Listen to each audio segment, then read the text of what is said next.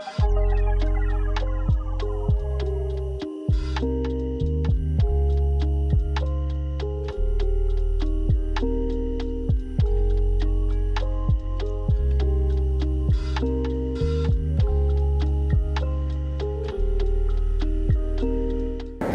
Oh, we're on. Good to be back, right? Good to be back at the fair. Yeah, good. We are talking about the creator economy this morning, and I have some very special guests with me. We have Orna, founder of the Alliance of Independent Authors, also poet, historical fiction writer, non-fiction author, brilliant, and it's the 10-year anniversary of the Alliance of Independent Authors, so very excited to have Orna here. Fantastic. Michael Anderlé, come all the way from America. Michael is the author and co-author of hundreds, literally, of sci-fi and fantasy novels, over 4 million books sold, licensed globally, and when we were thinking about who we wanted to talk about the creator economy, we were like, we should get Mike here. So it's very exciting. And I'm Joanna Penn, I should say. I'm an author of thrillers and non-fiction and dark fantasy.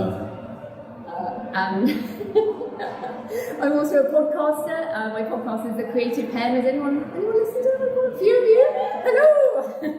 Great to see you all here. So we're going to talk today about the creator economy. So before we move into the panel, I just want to simplify it. You might have heard the term creative economy in the news, right? You might have seen it in social media.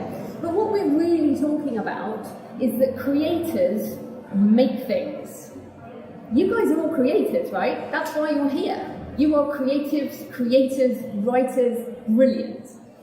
We make things, we put them into the world, and then consumers, readers, otherwise known as readers, connect with, buy from, and support the creators they love. So this is a sort of reinvention of what some people back in the past might have called self-publishing. But now we call it the creator economy because we are empowered creators who are going to put our stuff in the world. So that's what we're talking about today. I wanted to simplify it straight up. But let's get into the panel. Let's start with breaking it down, So creators make things. Now you'll be going to a lot of sessions on writing, but let's talk about why what you create is so important. So Orna, I want to start with you around the value of intellectual property. So many writers think they're just writing a book, but why is that book intellectual property? Maybe explain what that is. Yeah, fantastic. And it's so interesting that you say the creator economy is just a fancy word for self-publishing, because when I self-published my first book, it was that realization that this changes everything for authors. It's not just another way to market. It's the fact that you can hold your rights, you are the rights holder, and rights buyers have to come to you, while at the same time get your work out into the world. Because the old way was you signed yourself exclusively to one person, they owned your rights. Very often you signed an all rights deal, world rights deal. They owned everything, they were in business, you were at home making words. Now we make books and we can make so many other things from those books ourselves. So we can directly make ebooks, audiobooks and print on demand with great ease. There are fantastic tools for us to do that. But a book can also be a film, a TV show, it can generate merchandise, there are translation rights, there are so many rights. In a traditional publishing contract, there's a long list of what they call subsidiary rights. You as an author can license those rights to rights buyers. And in addition to that, there is a whole raft of tools and technology now coming up, which is facilitating bringing the author directly to the reader. So we can sell our books on our own website, and every indie author should have a transactional website. But there are also platforms now like Substack, like Patreon, and many, many, many more. I'm not going to name them all. You'll find out yourself. There are many ways in which we can, bring those words, create different things around them, and bring them directly to our readers, and our readers can support us. So in short, opportunities are kind of mushrooming all over the place. I haven't even spoken about things like the blockchain and NFTs, which are also coming. Our readers love us. We are the brand. They don't buy the publisher, they buy the writing and the author. And I think as authors, in the first 10 years of self-publishing, we have undervalued ourselves too much. We don't understand the value of all those rights. The next 10 years, though, is going to be very different.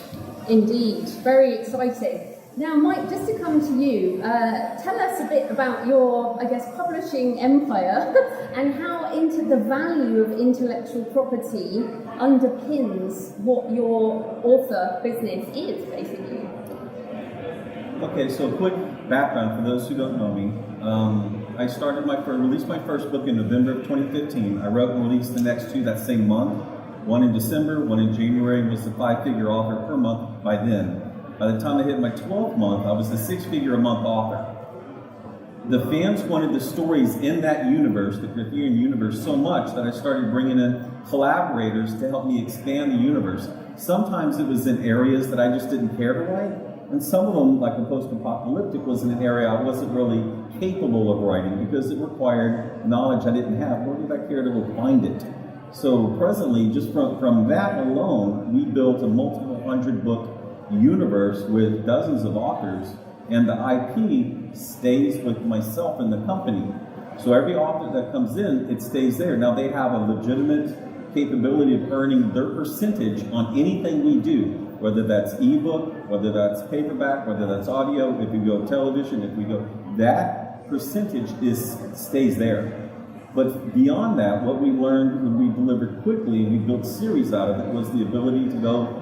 And we started going up to 5 books a month, 10 books a month, 15 books a month, 20 books a month. And in a little over 6 years, we've grown to 1,500 books in our catalog. And so from there, we have, we're a multi-7-figure-a-year company. But also recently, last December, we moved LMBP International, FCZ, over to Sharjah. And it's its own company for international. Anything non-English actually runs out of the country, the United Arab Emirates right now. And so that's something that we've just recently done. And Judith Anderlé is the CEO of that company, and it handles itself. And so all rights from the English side goes over there. And through different ways, we translate our own works. Because we own the IP, we're able to transfer it to any languages that we make deals with. And so LMBP International has approximately 7 languages that they work in, including that we have something like 16 series simultaneously being translated into German because we own the rights. It's really important for that. And so as we move those books over there, we have other connections with a lot of audio companies who come to us asking, do you have German books? Do you have Spanish books? Why, yes, we do. We don't care to do the audio everywhere. For us, we found out that audio is a very specific marketing effort. We need to know what you're doing there. We can get our ROI on our books much quicker than we can do it in audio, so we license those. And, we have a whole infrastructure where we do it quarterly, and we bring this to bear. And so because of that, we've had the ability now that we are licensed in probably 600 plus books through different companies that are out there because we own the rights. Fantastic. And why we wanted to kind of cover this, some of you are like, but I'm just writing my first book. So what is going on with this? But this is the truth now of the creator economy. It can be you with one book. It can be Orna and I are kind of the solopreneur types, and then Michael's created an empire based on intellectual property. There is room for any and all of these within the creator economy, and that's why we've also mentioned the empowered creator mindset. Please remember that publishers are not charities.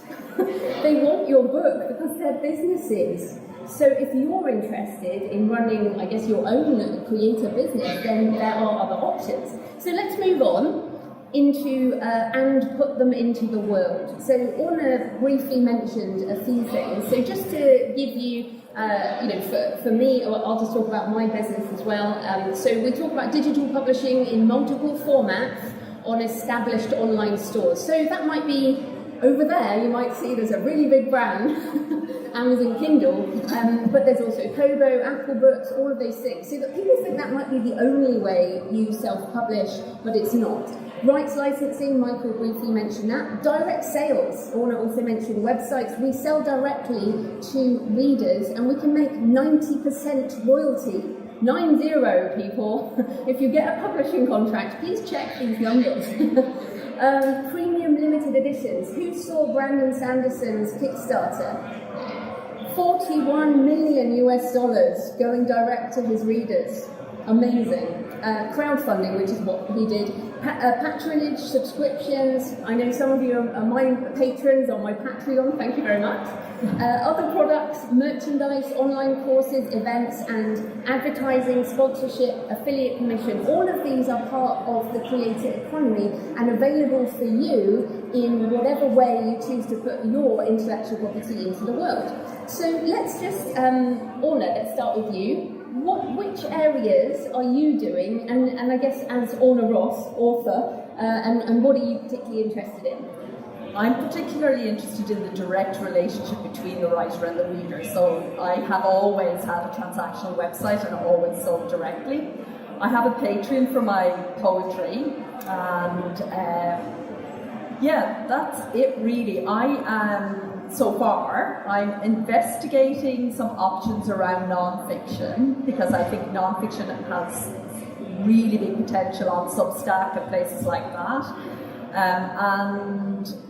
I think the most important thing for people who are listening, and even if you are just starting out with your first book, is what Joanna just said about publishers not being your friends. You may make a friend out of your agent and your publisher. There will be individual human beings in that company that you may become very friendly with, but essentially they want to make money from you and you want something from them. It's a business arrangement, but very often authors become quite emotional about it and see being published. I've just come from a talk where I was with two traditionally published authors, and the conversation was about getting published, being published, and very much seeing that as a moment where their lives as writers were validated.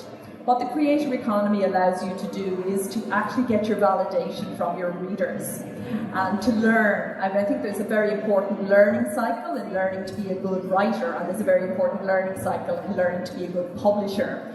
And the thing is, and why people hold back a bit, is because it's scary. Making things and putting them out in the world, publishing them, is scary, it's frightening, and so we want somebody to kind of take that away from us. But when we get over that kind of creative anxiety and we actually harness it and we put the stuff out and we get the response from our readers, there is no better feeling in the world, because you have creative freedom. You can grow as an author and you can build your business book by book, step by step. So wherever you are, however scared you are, there's a place for you in the creative economy, because the way you work it will become your way, and it will be different. Just as your book will be very different, your way in the creative economy will also, your publishing pathway will be equally different, equally unique, and equally shaped around you. That's what makes it so exciting.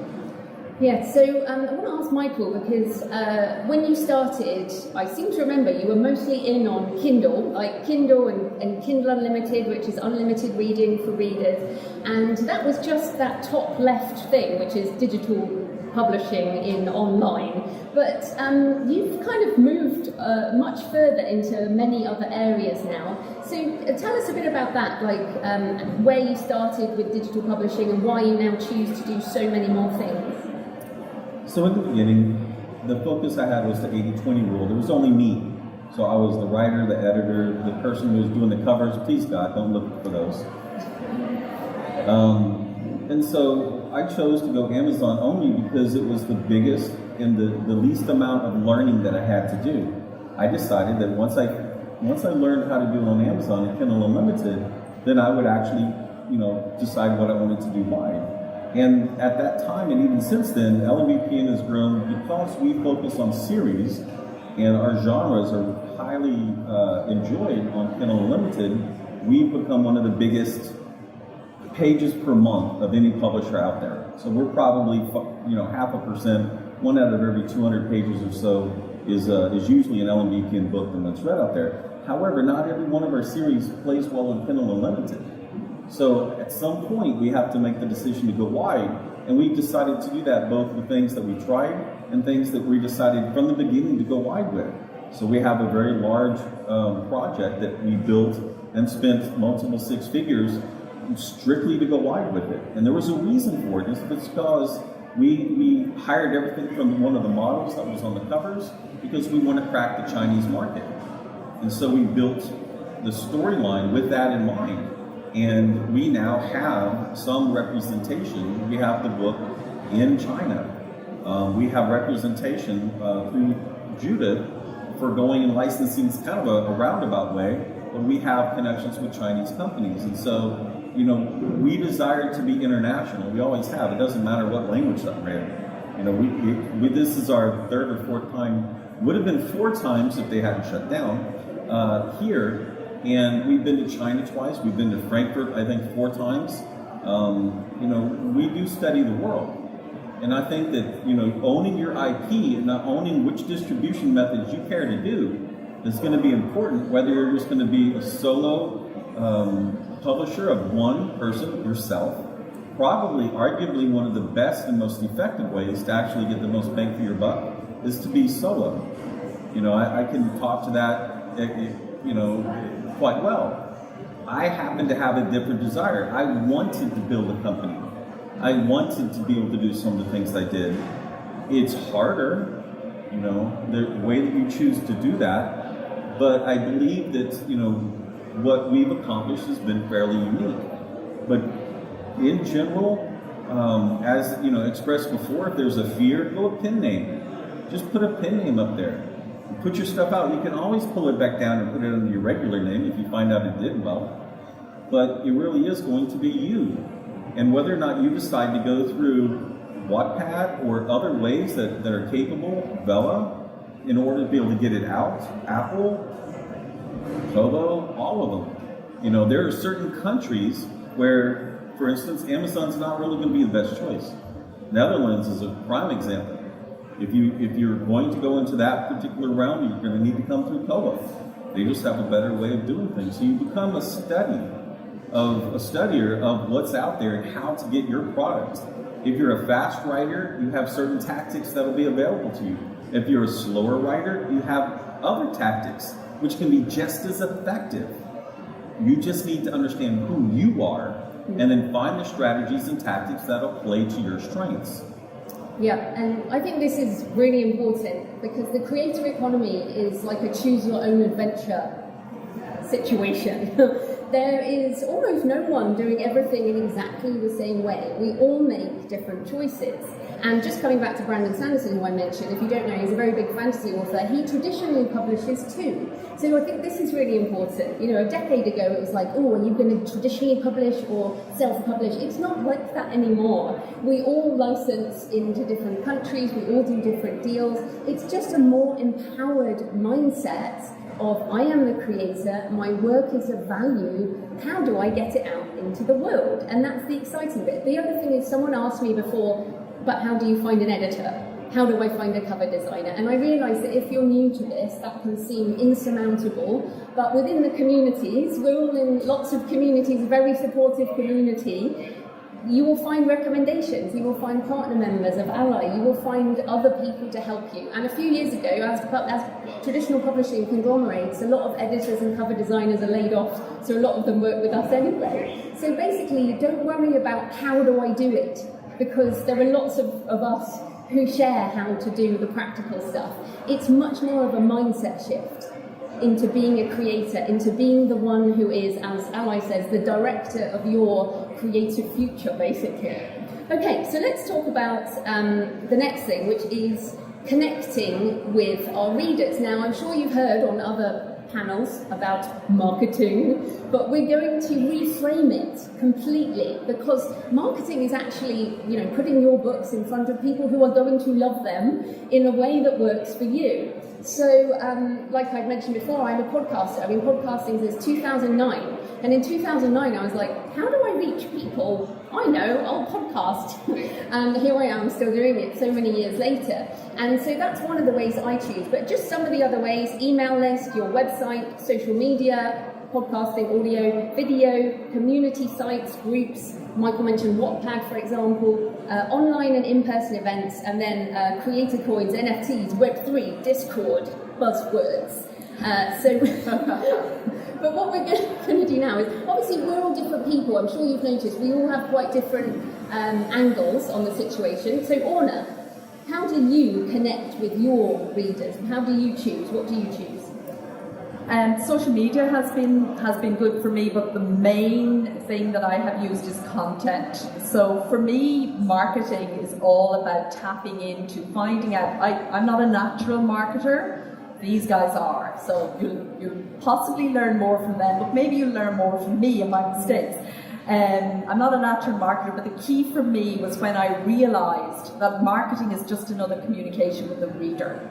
Marketing is about taking the passion and the mission and everything that fired you to do this thing, this crazy thing called write a book, and spend all those hours doing that. The very same passion drives your marketing, and your marketing is just a form of content. It's either a podcast, or it's a video, or it's a piece of text.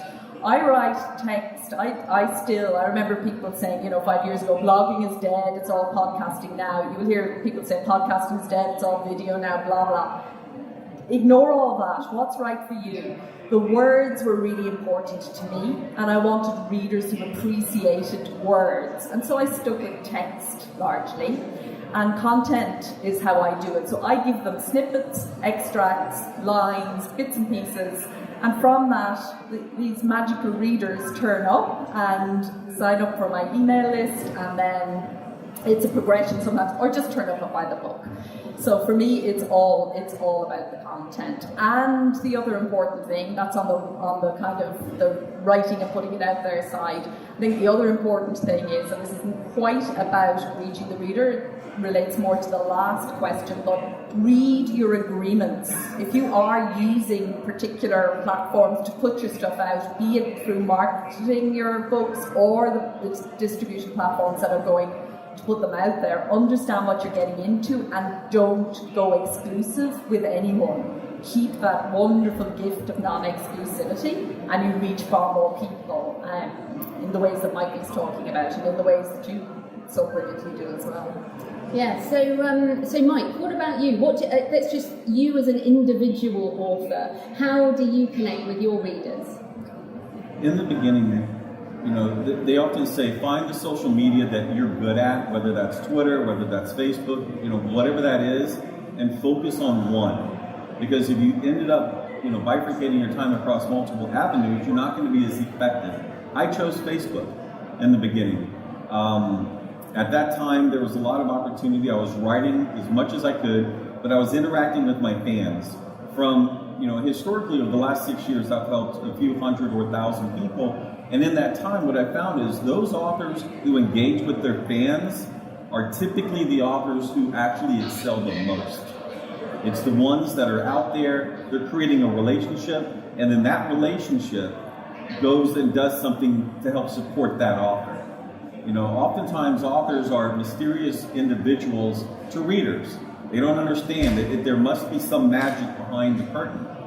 And that ends up causing things. In the beginning, they don't do it anymore. And I can tell you why. In the beginning, my fans would stop people in grocery stores and banks to tell them about my books. And I got those stories.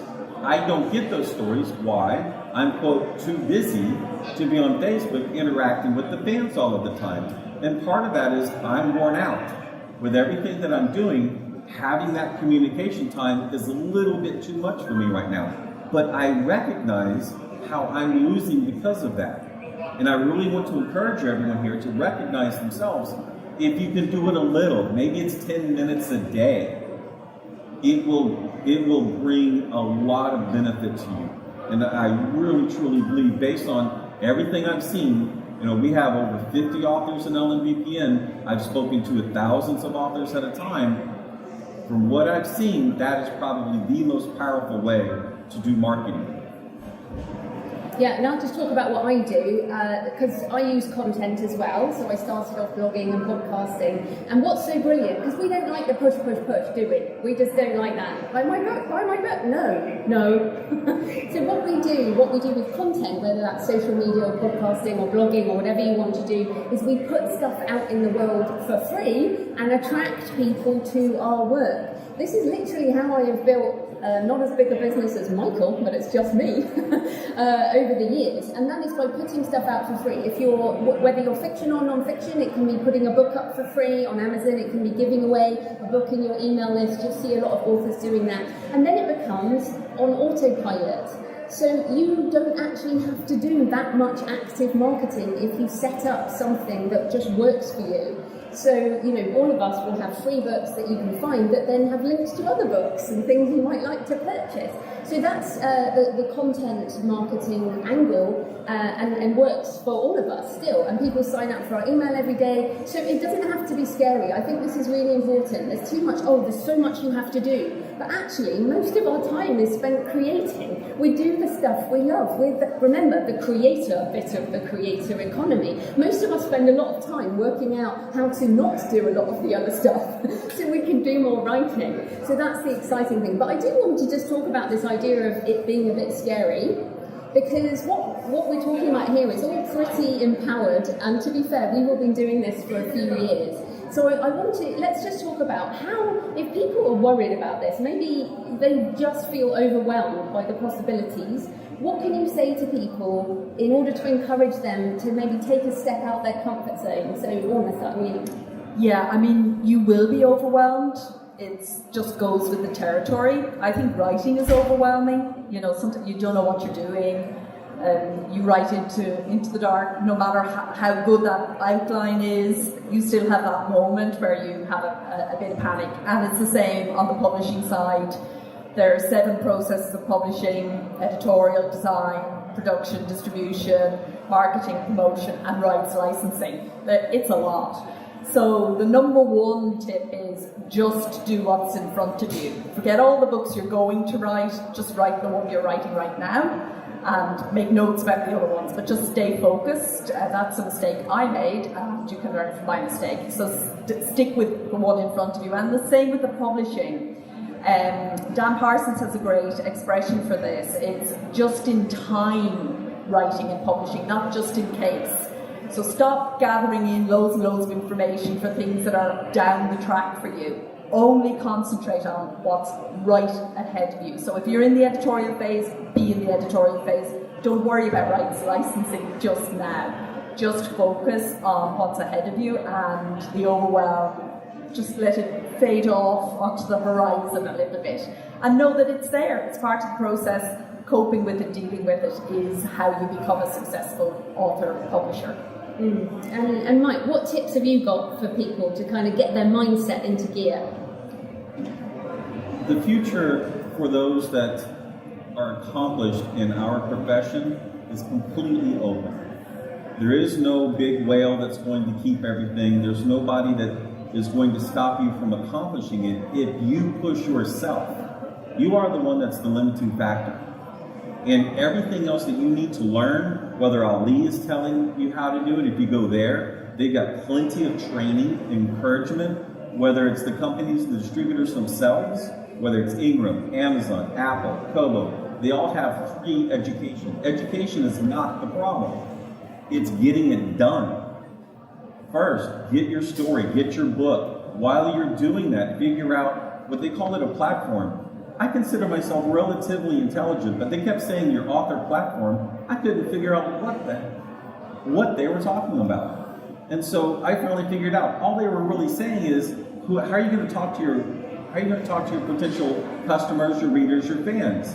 Are you going to do it through email? Well, which email provider? A lot of that information is already built for you. There are literally dozens of books that you can download with all of this information. I'll tell you right up, even though she's here on the stage, Orna's book related to licensing was one of the first books that I bought and was reading.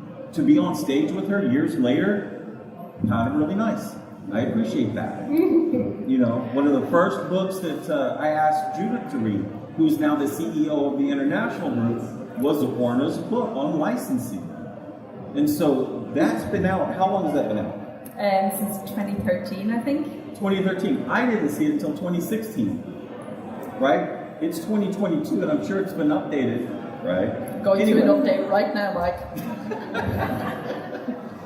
But there's so much. The opportunity is there. Don't let people tell you. In 2015, 2016, when I was started, this is what I was told. The glory days are over. You can't write more than 4 books a year. That's wrong. You're not going to make anything out of yourself. 1,000, 1,500 books later in our company, we're still going strong, and we're still finding and uncovering new nuggets of opportunity. Why? Because everybody gets into a rut, whether that's myself, whether that's my collaborators. Everybody doesn't understand that there's something new that people want to read. I happened to get into it because I did vampires. At the time I wrote about vampires in space. I got so much crap for that. We won't take that diatribe here. But what really happened was I did a new take on vampires. That's what allowed me to break out. Vampires was supposedly dead. Twilight had killed it. No, I was a reader. I wanted more vampire books. Nobody was giving it to me, so I wrote some. What is out there that you love? Don't follow the ones that are expressive unless you like it. But it is there. It is capable. I look across this. We've been around the world. We've studied this. Nobody owns the market. Everybody can come in new. Everybody can break into it. Be yourself and find out what it is. I only wanted 2 things. My mountain, I wanted to make money, and I wanted fans who wanted to reread my stories. That was it. That was my mountain. And that's what my mountain is now. What is your mountain? What is it?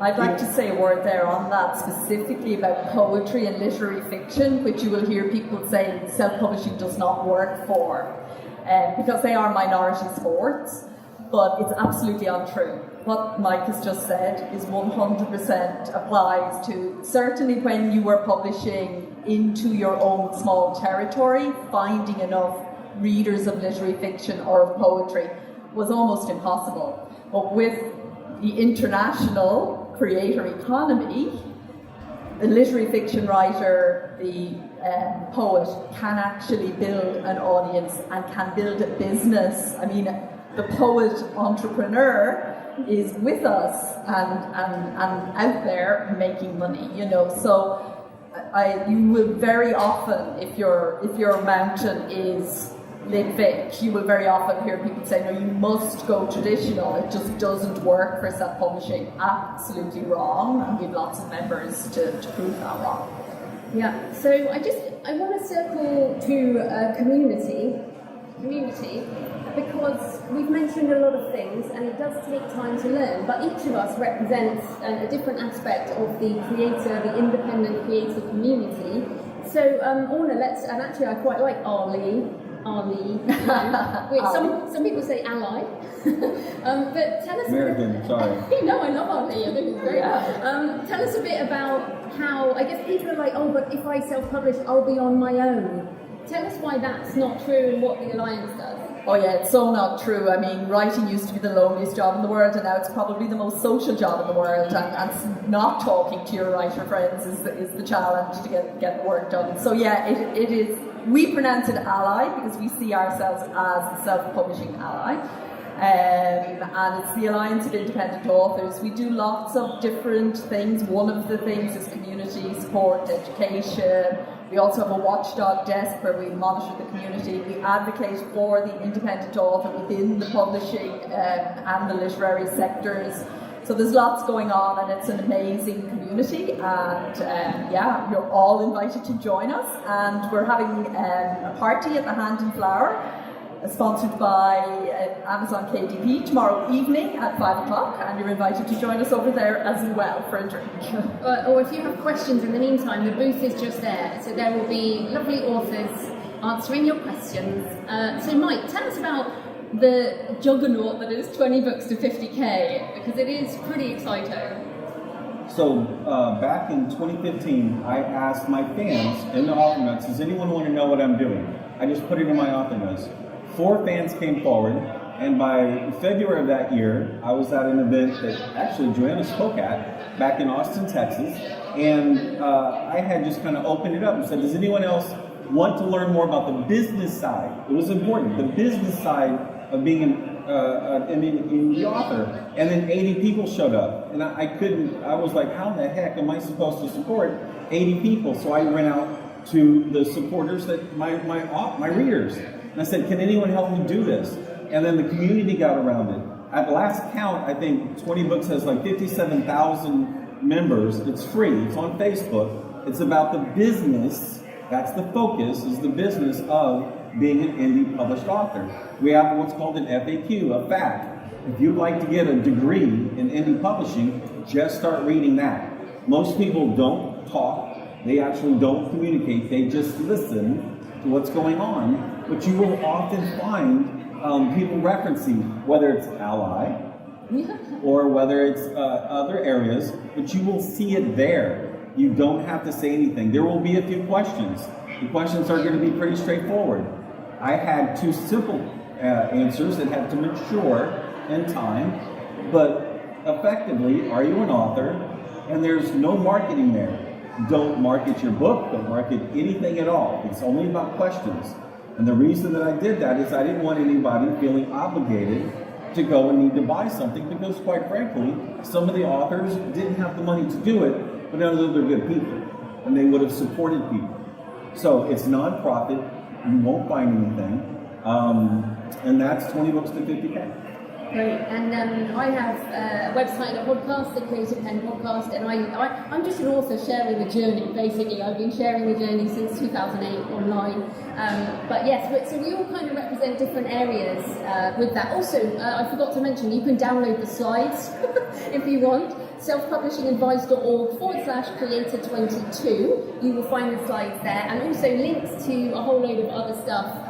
We have got time for maybe a couple of questions.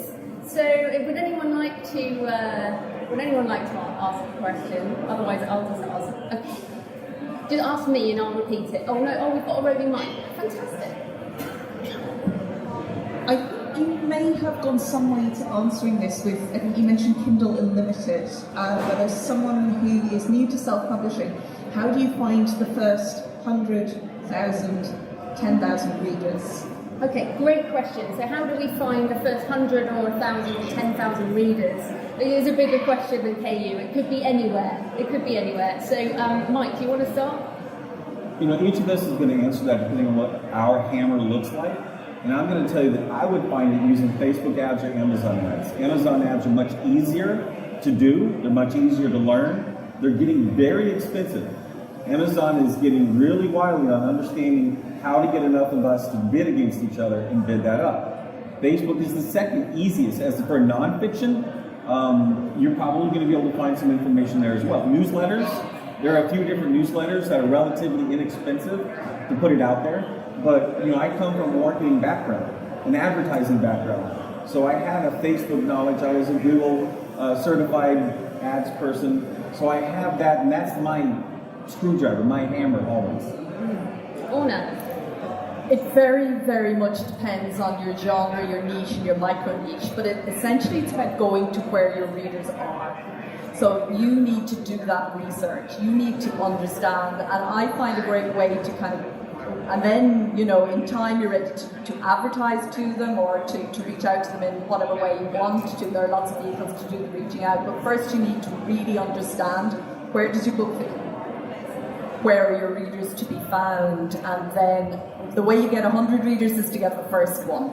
First one's the hardest. Once you've started that connection, but going out through the authors who are succeeding in your niche, looking at them, getting to know them, hanging around their social media, seeing what they do, chatting and getting to know their readers, and then, not going out there, as Joanna said, do not go out there, buy my book, but actually go out like a human being. So it's kind of hard because you've got this joint kind of intention. You do want to sell your book, but you have to kind of also want to communicate, and to communicate something beyond that you want the book to be bought. To add on to that, make sure you do not get your mother, your brother, your sister, your aunt, your uncle to buy your book. If you do that, Amazon and the algorithms are going to think that they're the appropriate people to advertise to, and you're going to waste opportunities. So just be careful with that. Get them to buy your book on your website. Yeah. On your website. So I'll just add to that. As I said before, I've always used content marketing. I like to put stuff out in the world, and then people find it and then decide if they want it. There's literally no pushing involved. Like my podcast, you listen, don't listen, whatever. I don't even know you're listening half the time. And I actually love that. I love putting stuff into the world and then having other people choose whether they want it.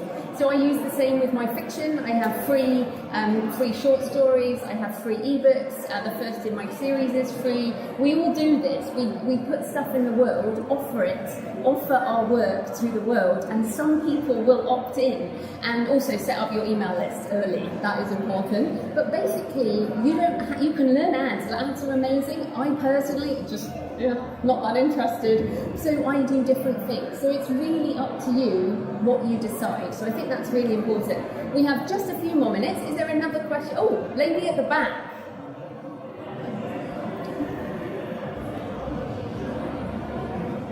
Hi, Joanna. I just wanted to ask you if you could address the Kdp Select, Kindle Select, and I earn as much money from that, keeping it exclusive for some of my titles, as being outside of it and going to Kobo and the other options. I was just wondering if you could tell us a bit more about that. What did you do? Yeah, so I mentioned before, Kindle Unlimited is the reader side. Kdp Select is where you opt your book in to be exclusive to Amazon. And absolutely, it is a totally valid business choice. Remember when we talked about how the creator economy has loads of different choices?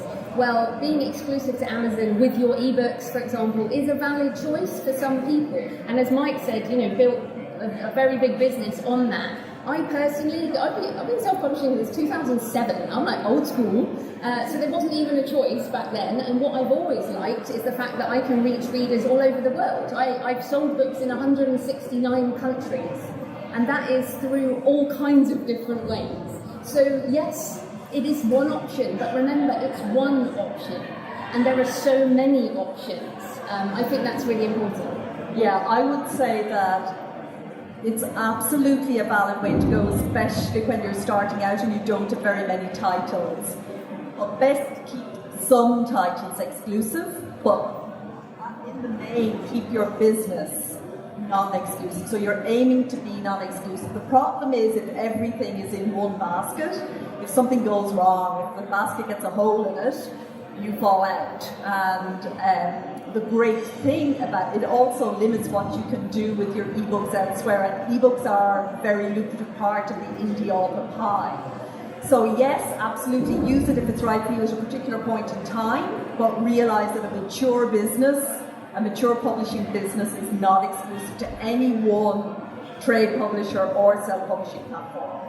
I'm actually going to ask a different question. Final question to both of you. Why is now the best time ever to be an independent author in the creator economy? Mike? The ability for you to put your books anywhere at any time and get them being sold around the world in hours has not happened before now. Your ability to go out and find high quality cover artists, editors, proofreaders from around the world. We have an editor that does an amazing job from South Africa, and she's one of the most devoted individuals. We have an artist in Transylvania. I love saying that, by the way. So everything's international now. You could not have this just a few years ago. I think also because the author community is changing. The conditions in the past for publishing very much generated a lack of author confidence. It's excruciatingly hard to be rejected. I was rejected 54 times before I got my lovely publishing deal on the 55th attempt, just because I'm a stubborn Irish woman. And most people give up, fall away. We have lost so much talent in that trajectory, but the whole community was ground down by that publish me please mindset. This is the best moment to be an author because there's been 10 years of self-publishing, more, 15 years now of digital self-publishing, which has changed everything, which is back to the beginning. We own the rights, we own the IP, and now we know it. For the first time, we understand what that actually means. It isn't about trade publishing versus self-publishing. It's about being an IP owner, an independent creator in the creator economy. Excellent. Thank you, everyone.